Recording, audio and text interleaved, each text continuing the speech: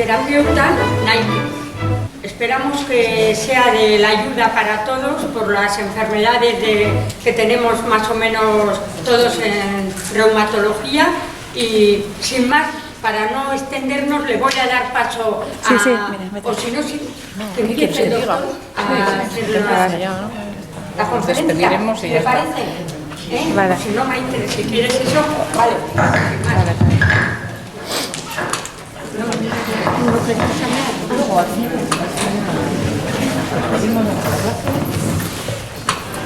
Hola, buenas tardes, no sé si se escucha bien. Sí.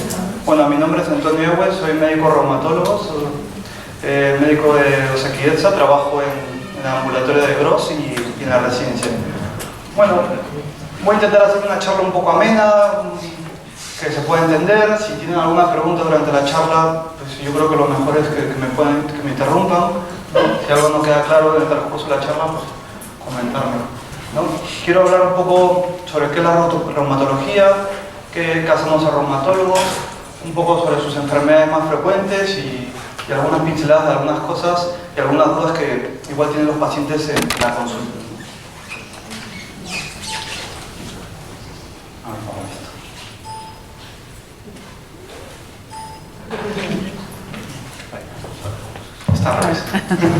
Bueno, lo primero, ¿qué es la reumatología, no? La reumatología es una especialidad médica, rama de la medicina interna y de la pediatría, que se dedica a trastornos clínicos, no a quirúrgicos, ¿no? Sobre todo del aparato locomotor. El aparato locomotor es articulaciones, huesos, músculos, fascia, tendones y además tejido conectivo, que son enfermedades como lupus, esclerodermias, enfermedades un poco más raras, ¿no? ¿Qué hace el reumatólogo? Pues trata estas enfermedades. Es una persona que se encarga de tratar pacientes con entidades clínicas que lesionan generalmente articulaciones, huesos, tendones, fascias y algunas enfermedades con expresión sistémica, que son las famosas enfermedades sistémicas autoinmunes, ¿no? Que es lo que principalmente tratamos, ¿no? La típica pregunta siempre que existe en la consulta, ¿qué es el reuma? ¿Existe? Pues voy a intentar un poco resolver estas dudas. Para esto, pues vamos a ir desde lo más sencillo a un poco a lo que utilizamos nosotros, ¿no? Si revisamos un poco en Wikipedia, que es lo más sencillo, pues al buscar la palabra reuma vemos que no existe, pero sale la palabra reumatismo, y la palabra reumatismo nos habla que es un término no específico, ¿no? Si leemos un poco más y indagamos un poco más en Wikipedia, vemos que realmente es un término que se utiliza de forma coloquial, que realmente que no se emplea y que es un término obsoleto hoy en día, ¿no?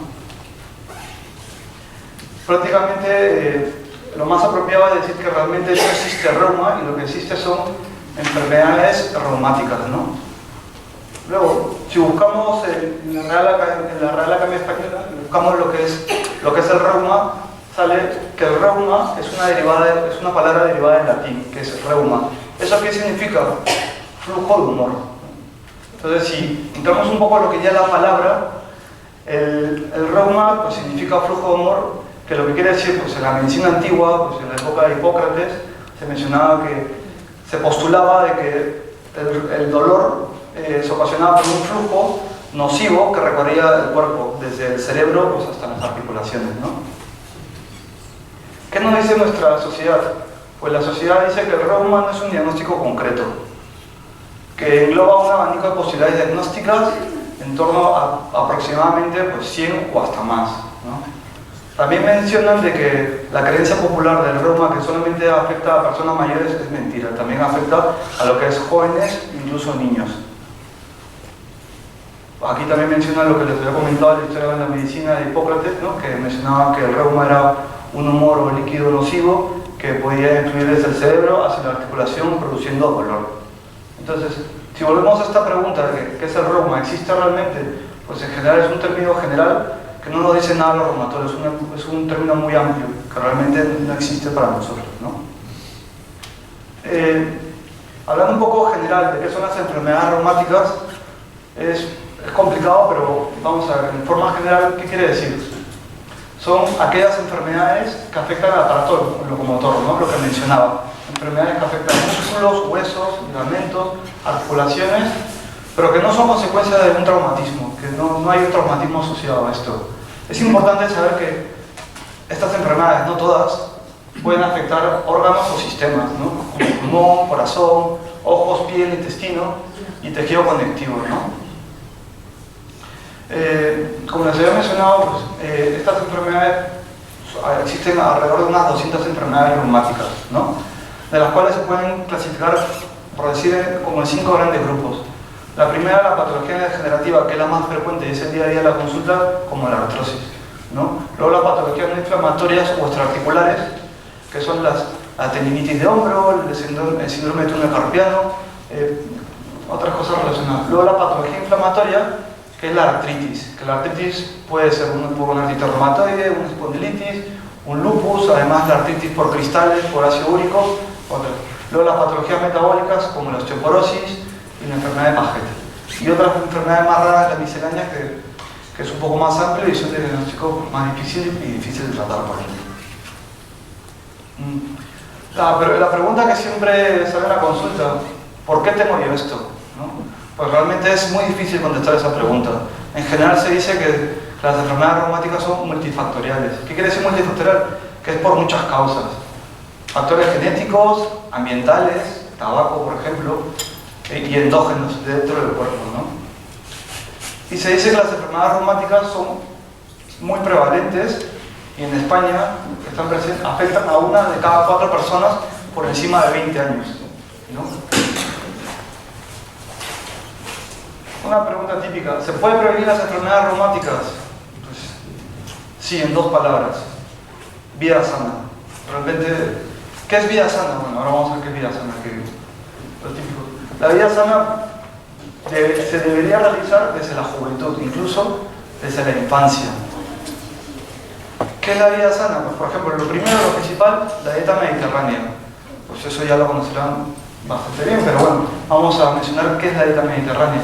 Pues es una dieta rica en aceite de oliva, pescado, frutas, verduras, ¿no? Lo principal es el aceite de oliva porque tiene un compuesto específicamente que es el ácido oleico y el pescado por el omega 3.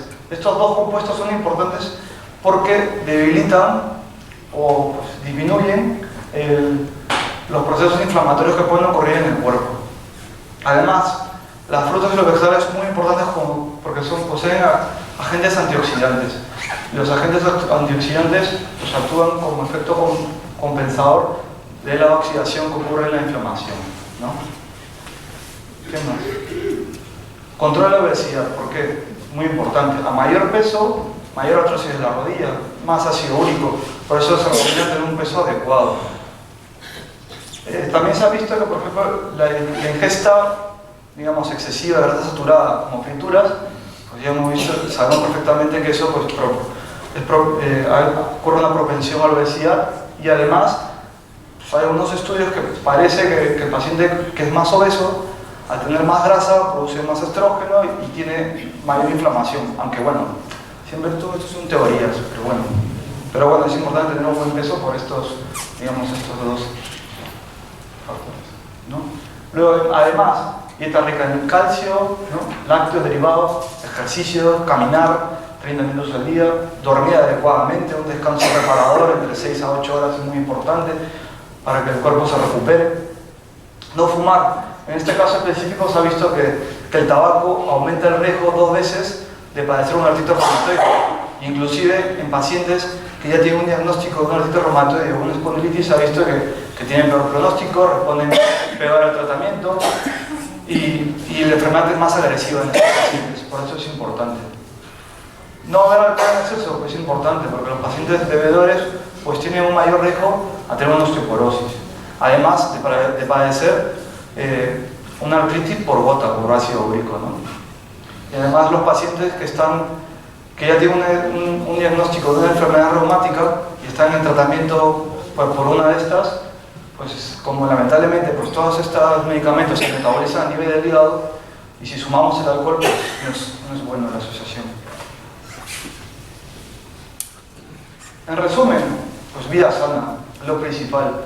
Dieta mediterránea, evitar la obesidad, evitar el tabaco, exceso de alcohol, ejercicio de forma regular y el descanso adecuado entre 6 a 8 horas. ¿Se pueden mejorar las enfermedades reumáticas? Una vez que uno ya tiene una enfermedad reumática, ¿se puede mejorar? Sí, lo mismo, vidas sanas, ¿no? Pero bueno, principalmente ya en estos pacientes es importante recalcar, además de lo anterior, recalcar estos dos puntos, ¿no? Lo primero es evitar el sedentarismo. Se recomienda que el paciente realice ejercicio aeróbico, pero ejercicio del cual uno puede tolerar. ¿Qué quiere decir esto? Pues, el paciente todos los días tiene que decir, hoy voy a andar lo que puedo, hoy voy a andar 2 horas, no, él tiene que andar lo que pueda, tiene que hacer el ejercicio que pueda dentro de sus posibilidades, ¿no? Importante, mejorar la coordinación motora, evitar caídas. Esto sobre todo en personas mayores. Esto, por ejemplo, en personas mayores, utilizar gafas, tener una buena audición, revisarse los oídos, la audición, utilizar bastón si es necesario, utilizar un buen calzado, evitar caídas. Movilidad de las articulaciones y balance muscular. Esto haciendo ejercicio, deporte aeróbico. Estimular la formación de hueso, andando. Y siempre pues, un bienestar psicológico adecuado, ¿no? Que es importante. Pues es una típica pregunta que aparece en las consultas, ¿no? ¿Y el frío influye en las enfermedades reumáticas? Pues esto, vamos a ver, lo voy a responder bajo 2 puntos de vista, ¿no? Que es importante. La verdad y la importancia. Aquí probablemente algunos no estén de acuerdo, pero vamos a ver.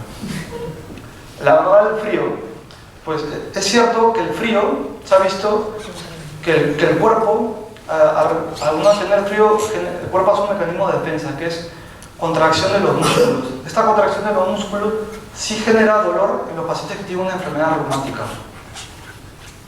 La humedad y los cambios barométricos, pues sí se ha visto que cuando hay más humedad y cuando va a cambiar el tiempo, sí parece, ojo, parece, que este cambio afecta a los fibroblastos, que son unas células que están en los músculos, y algunas terminaciones nerviosas, de tal forma agravando el cuadro clínico del paciente con una enfermedad reumática. Pero existen contradicciones respecto a estos 2 puntos, porque la prevalencia o la frecuencia de las enfermedades reumáticas no varía en países cálidos o fríos. Se ha visto que hay la misma prevalencia de pacientes reumáticos en el norte y en el sur, exactamente lo mismo. La importancia del frío, pues sí, hay algunos trabajos científicos que han intentado buscar y resolver estas dudas. Realmente son pocos, son escasos, de una calidad que nos gustaría que fuera mejor, pero nos sirve para tomar decisiones, ¿no? Estos estudios principalmente son en pacientes con artritis reumatoide y artrosis. ¿Qué se ha visto en estos estudios? Pues sí, se ha visto que en estos estudios hay un empeoramiento de las medidas que utilizamos para medir el dolor, ¿vale? Las medidas que utilizamos para cuantificar el dolor. La típica que le pregunta el médico, ¿cómo tiene dolor de 0 al 10? Pues eso es lo típico, ¿no? Pero se ha visto que estos cambios no son importantes, que son pequeños. Y aunque en algunos pacientes sí se ha visto que ese empeoramiento de dolor es importante, al considerarlos todos en grupo, se ha visto que realmente esa magnitud es escasa y que no conlleva a cambios en el tratamiento. Entonces, ¿cómo podemos responder a esta pregunta? Pues sí, el frío no produce enfermedades reumáticas, es un factor que puede influir en el agravamiento de los síntomas de muchos de ellas, aunque en general el empeoramiento es pequeño y transitorio y no obliga a cambios en el tratamiento. O sea, sí puede ser que el paciente esté peor, pero no tenemos que cambiar de tratamiento por esto específicamente, ¿no? ¿Cómo se diagnostica la enfermedad reumática? Realmente esto muchas veces puede ser complicado, ¿no? Pero para nosotros, como los reumatólogos, a diferencia de otras especialidades médicas, para nosotros la historia clínica, lo que nos cuenta el paciente, es muy importante, ¿no? Una prevención física adecuada. Para nosotros la analítica sola, o una prueba de imagen, una resonancia, un escáner, pues no lo diagnostica. Eso sirve para algunas enfermedades, para las anemias, trastornos de la tiroides, paratiroides. Lo típico también que ocurre en la consulta, si la artritis y la artrosis es lo mismo, voy a intentar explicarlo, vamos a ver. En general no, pero vamos a ver por qué. Para poder entender esto, pues esto es la articulación de la rodilla, vemos los huesos y vemos sobre todo, bueno, el cartílago. cartílago, ¿no? Que es el que realmente que cubre los huesos y permite que no haya un contacto entre los huesos. Y luego, lo otro que es importante para nosotros es lo que es la membrana sinovial, lo que cubre la articulación. ¿Por qué les comento esto? Porque en la artritis lo que ocurre es una inflamación de la membrana sinovial, lo que cubre la articulación. En cambio, en la artrosis hay una pérdida del cartílago, ¿no? Son dos cosas muy distintas. Vamos a ver ahora. Hablando un poco de la artrosis específicamente, como les he mencionado, es un problema de cartílago y pues sí, se ha visto que hay ciertos factores que pueden influir en la artrosis. Por ejemplo, la genética. Sí, se ha visto claramente que los pacientes con artrosis de mano, pues sí hay una carga genética importante. Ojo, no quiere decir que es solamente eso. Luego, también se ha visto en el caso de las hormonas, porque por ejemplo se ha visto que la artritis de manos y rodillas es más frecuente en mujeres, y por ejemplo en los hombres se ha visto que es más frecuente la de las caderas. También se ha visto que el esfuerzo mecánico continuado pues también favorece una artrosis.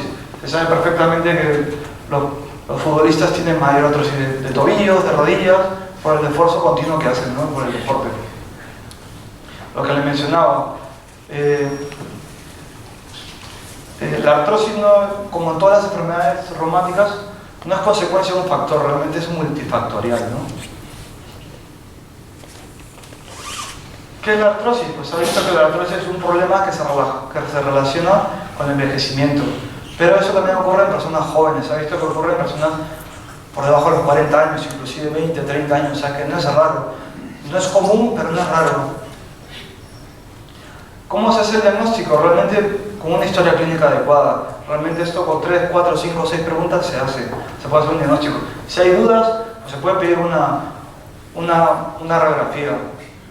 El TAC y la resonancia para estos casos específicos son innecesarios.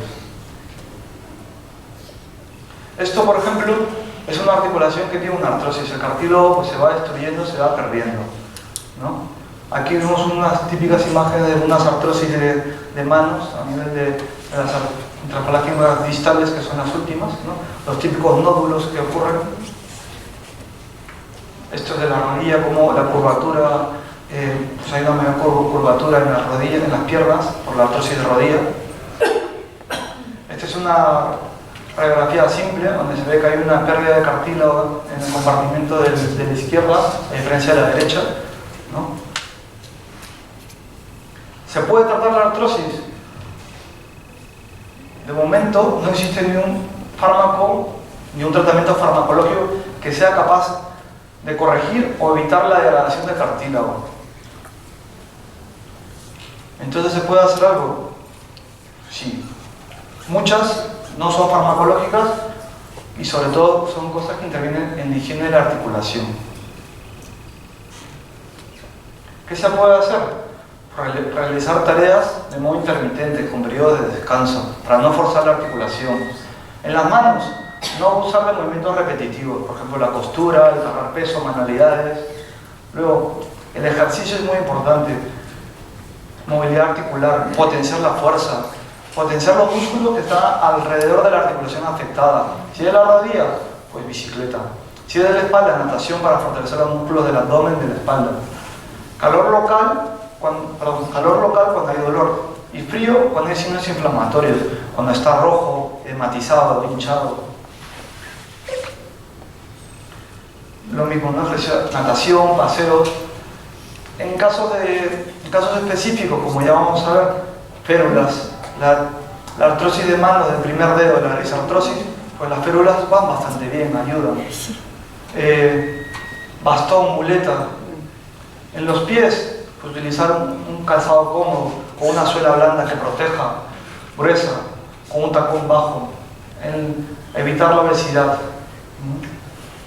Por ejemplo, el bastón no se utiliza, se tiene que utilizar en la pierna que está bien. ¿Por qué? Porque cuando uno tiene una pierna, digamos, una artrosis de rodilla y hacia la izquierda, lo que uno hace es caminar y utilizar más la derecha, hacer más fuerza con la derecha. Y es por eso que hay que utilizar el bastón en la pierna sana. De esta forma ayudas. La típica férula para una risartrosis, eso realmente es importante porque eso por lo menos te permite el día a día, te permite hacer la pinza, te permite poder seguir con tu vida dentro de lo que se pueda, ¿no? La artritis, bueno, estos son los síntomas de la artritis. Bueno, perdón, la artritis realmente es un síntoma, ¿no? Las causas de la artritis, como ya vemos, principalmente son 4, que son por golpes, por cristales, lo típico por ácido úrico, por pirofosfato, las infecciosas que pueden ser por bacterias o virus, y las inmunológicas como la artritis reumatoide, el lupus, entre otras, ¿no? Puede afectar a cualquier persona a cualquier edad, no es típico puede ser desde niños a ancianos, pero es cierto que es más frecuente en mujeres entre los 20 y 40 años, eso es cierto. Los síntomas de la artritis, una articulación, ¿qué ocurre cuando tiene una artritis? Pues hay un calor, hay un rubor, está rojo, está hinchado, tumefacto, hay dolor e impotencia funcional. ¿Cómo se diagnostica una artritis? O las enfermedades, o digamos, enfermedades que tengan una artritis, básicamente con síntomas, signos y datos clínicos. Es un conjunto de datos. Habitualmente existe un tratamiento. No se puede prevenir, hay que llevar una vida sana, pero ya vemos que no se puede prevenir. Y se ha visto que sí, hay una cierta carga hereditaria, pero no significa que todos los pacientes vayan a tener, si tienen un antecedente de una enfermedad reumática en la familia. ¿No? Esta es una imagen de una artritis de rodilla, y lo que ocurre pues es una inflamación de lo que es la membrana sinovial, ¿no? A diferencia de la artrosis, que es una pérdida del cartílago, ¿no? La artritis para nosotros es un mundo, es realmente la base de nuestra especialidad, porque es el síntoma más frecuente de la consulta y muchas veces es la clave para realizar un diagnóstico de alguna enfermedad autoinmune. A grosso modo se pueden dividir en las agudas, las que son de corto periodo, que van y vienen, como la gota, la pseudogota, la infección, y las crónicas, que son para toda la vida, como la artritis reumatoide, la artritis psoriásica, la espondilitis, el lupus, y entre muchísimas más, ¿no? Esta es una imagen de un paciente con una gota, por ejemplo, que lo típico que ocurre es la inflamación en el primer dedo, ¿no? Que se llama una podagra. De la gota, pues la gota ocurre porque hay una inflamación en esa articulación por cristales de ácido úrico. Es importante recalcar que no toda elevación de ácido úrico va a producir una gota, ¿vale? Pero una vez establecido una gota, un diagnóstico de una gota, pues el ácido úrico mantenido alto, pues sí promueve a ataques repetitivos de gota, ¿no? En general, típica pregunta, ¿no? ¿Y por qué me ocurre esto? ¿Por qué yo tengo gota? Normalmente se postulan 3 hipótesis. La primera es la dificultad o la falta de eliminación del ácido úrico en sangre, que realmente es una causa muy importante. La segunda, que es la formación excesiva de ácido úrico, que eso es muy raro, pero también ocurre.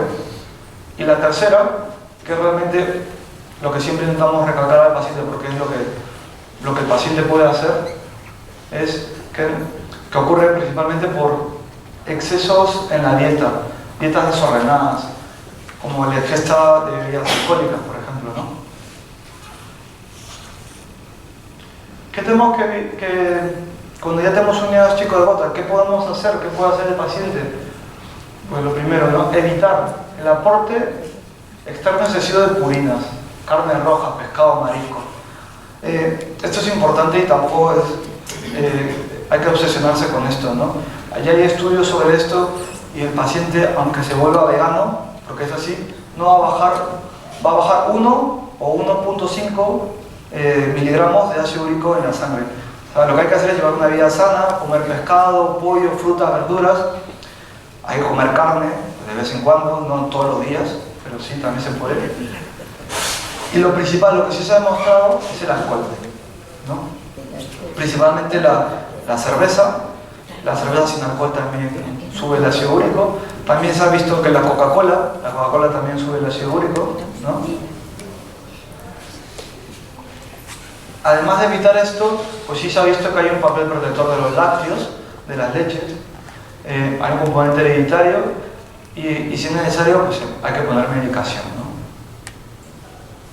Luego ya entramos un poco en lo que son las artritis crónicas. Esto es más amplio, aquí entran muchas enfermedades, no voy a hablar de todas porque si no, no salimos de aquí. Pero sí se ha visto que muchas de ellas son un componente hereditario. Pero no es determinante. La dieta y los cambios climáticos influyen en esto, como hemos mencionado. Es importante estas enfermedades tratarlas, porque sí se ha visto que la inflamación mantenida aumenta el riesgo cardiovascular. ¿Qué quiere decir? Que estos pacientes tienen mayor riesgo de ser hipertensos, de ser diabéticos, de tener un infarto. Entonces es importante tratarlos adecuadamente, ¿no? La rehabilitación es muy importante en este caso, ¿no? Para evitar malas posturas, la atrofia muscular.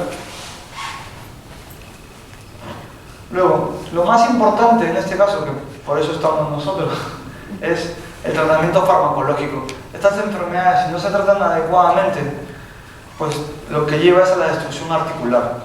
Lleva a la destrucción articular y pues a una invalidez, ¿no? Los remedios naturales no son suficientes, eso ya está visto, ya se ha estudiado, y realmente lamentablemente lo que va bien para esto son los tratamientos farmacológicos, ¿no? Y realmente los tratamientos son inmunosupresores, que son tratamientos que realmente no son un juego, no son tratamientos suaves, no es un paracetamol, ni un ibuprofeno, ni un paracetamol. Son tratamientos que son importantes, pero que es la única solución, se podría decir. Este es un paciente con una artritis reumatoide, con una inflamación importante de las articulaciones. Y esto es lo que ponemos de izquierda a derecha, de izquierda a derecha, como pues una fase temprana, que realmente vemos una poca inflamación, muy poco, una intermedia, ¿no? Como ya se observa que hay una cierta desviación de los dedos, ¿no? Y una ya pues pasada, que prácticamente la articulación se pierde, ¿no? Esta es una, por ejemplo, de los pies, vemos cómo los dedos se montan. Todo esto sucede cuando no se trata adecuadamente, cuando no se pone un tratamiento farmacológico adecuado. Este es un paciente con espondilitis, si no se trata adecuadamente ocurre esto.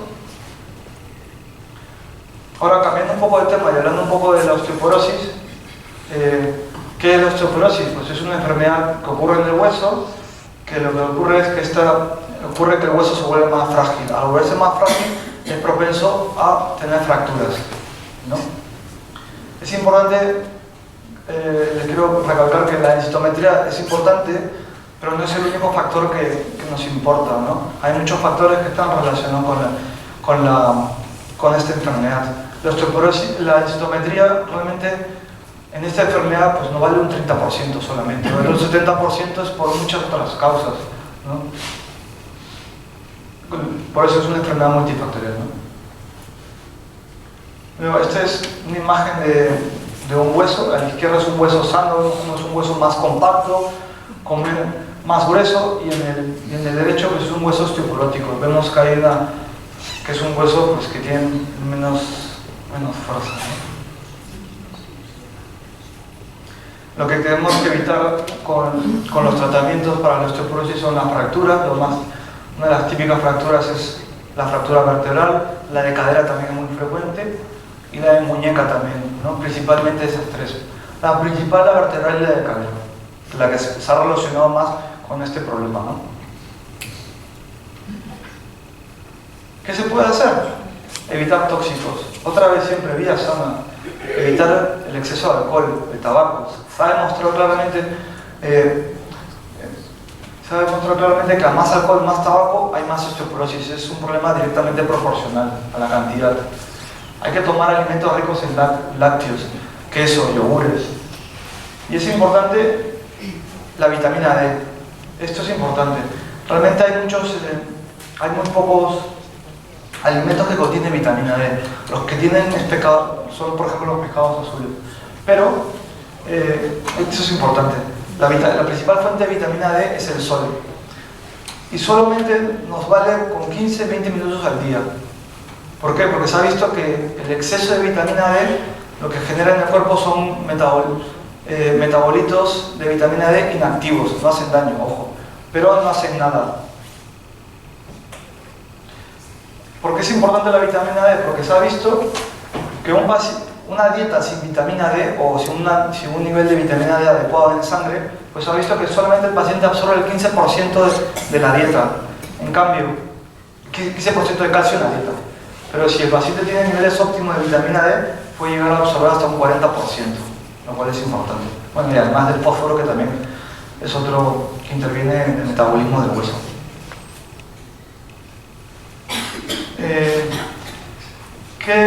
Además, ¿qué se puede hacer? Ejercicio. Lo principal para la osteoporosis es el ejercicio de carga, el andar. De esa forma, el andar fortalece los huesos. También se ha visto tener un peso adecuado. Una paciente delgado con bajo peso pues, es más propenso a tener una osteoporosis. Y luego, bueno, fármacos, bueno, eso no lo voy a comentar, y sobre todo evitar fracturas. ¿Cómo se evitan fracturas? Pues, importante, evitar golpes y caídas, lo que les había mencionado antes. Pues un buen calzado, tener bien la vista y el oído, evitar alfombras en casa, utilizar bañeras adecuadas, utilizar barras.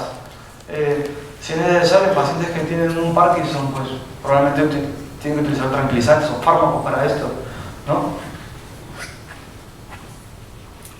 Luego, hablando un poco de la fibromialgia, esto es algo un poco más difícil.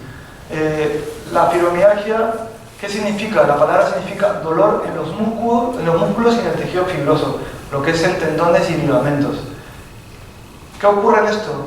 Pues es un dolor generalizado a nivel articular, muscular, con una sensación dolorosa en ciertos puntos del cuerpo, ¿no? En general se cataloga como una anomalía en la percepción del dolor, de manera que el paciente percibe efectos dolorosos cuando realmente no lo son.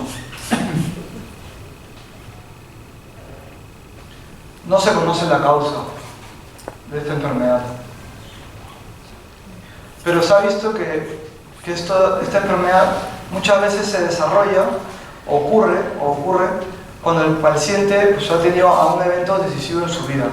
Por ejemplo, cuando ha habido una infección importante, que igual esta infección ha generado una hospitalización o un tiempo de convalescencia largo. Se ha visto en pacientes que también tienen un accidente. O, por ejemplo, que también coinciden pues, cuando el paciente presenta una enfermedad que realmente le limita su vida. Por ejemplo, una artritis reumatoide o un lupus, por ejemplo.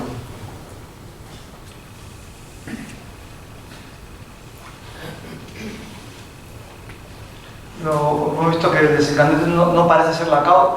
Lo que mencionan es que este desencadenante o este evento no suele ser la causa de la enfermedad, pero parece que este desencadenante despierta algo que hay en el cuerpo que no se sabe bien qué y genera esta enfermedad. Lo que he hecho, la enfermedad no tiene una curación definitiva. El objetivo del tratamiento es mejorar el dolor y los síntomas acompañantes. Si hay algunos fármacos que se utilizan en esto, pues antidepresivos, ¿no? Pero ninguno ha demostrado ser 100% eficaz. Pero bueno, hay cosas que se prueban, lo que pasa es que es muy complicado. Síntomas que están en general asociados con la fibromialgia, pues el dolor generalizado, el cansancio, la alteración del sueño, ¿no? Alteraciones cognitivas, que muchos pacientes dicen que no me acuerdo de nada, que no tengo memoria. Lo que sucede es que el paciente, como no está bien, no presta atención y realmente la capacidad de memorizar ideas o cosas es más difícil, ¿no? Hay alteración del estado de ánimo, ¿no? Depresión, ansiedad. Hay otros diagnósticos que están asociados a esta enfermedad, el síndrome de colon irritable, cefaleas, contracturas musculares, ¿no? Síndrome de piernas inquietas, vértigo, mareos, un síndrome ansioso depresivo, ¿no? La evidencia científica que hay respecto al tratamiento de esto, pues información y educación. El paciente tiene que aceptar la enfermedad, intentar, yo no digo que sea fácil, intentar seguir adelante, hacer ejercicio físico regular. Hay algunas, importante la terapia psicológica y algunos fármacos que pueden ayudar. Este es un cuadro que encontré que es muy bonito, que si realmente dentro de lo que es la fibromialgia, Lo que tenemos que evitar es esto, lo que ocurre dentro del rectángulo, ¿no? Que lo que ocurre en el paciente es, lo que ocurre es una pérdida de capacidad funcional, una inactividad física, y esto ocurre un miedo-dolor, y el paciente entra en un círculo vicioso, ¿no? Que tenemos que evitar esto, ¿no? Lo que tiene que intentar el paciente en esta enfermedad es salir de esto e intentar tener una actividad física constante y con apoyo psicológico si es necesario. Y la familia, que la familia también aquí influye y es importante. Y bueno, pues eso es todo.